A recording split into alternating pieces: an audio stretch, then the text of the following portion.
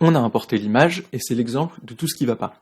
Donc on fait image, image rotation 90 counterclockwise pour la remettre droite. Et maintenant, on va dupliquer avant chaque étape importante avec CTRL-J. On fait CTRL-U pour enlever la saturation, CTRL-T pour corriger la perspective, et comme il y a des endroits où la perspective elle est mauvaise de manière courbe, on peut utiliser le bouton en haut à gauche pour corriger les déformations courbes. On fait CTRL-M pour accéder aux courbes de manière destructrice, mais on ne va pas empiéter sur le gris vu que c'est destructeur, et on fera tout plus clair après. On nomme ses calques, même si on n'ouvrira jamais le document une seconde fois, parce qu'il faut toujours nommer ses calques.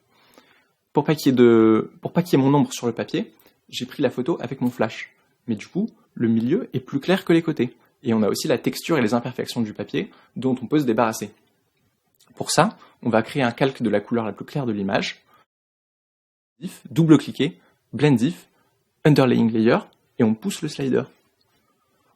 On duplique la plate, qui est l'image de base, qu'on va salir. Et avec l'outil Dodge qu'on peut accéder en appuyant sur O, on met cet outil en mode Mid-Tones, et on pousse la clarté de l'image pour repousser l'obscurité. Alt plus Dodge permet au contraire de pousser les lignes qui ont un peu disparu.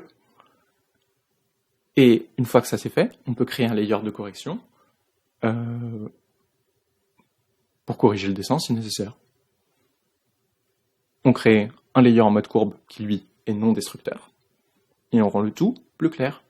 Ensuite, on sauvegarde et on est heureux.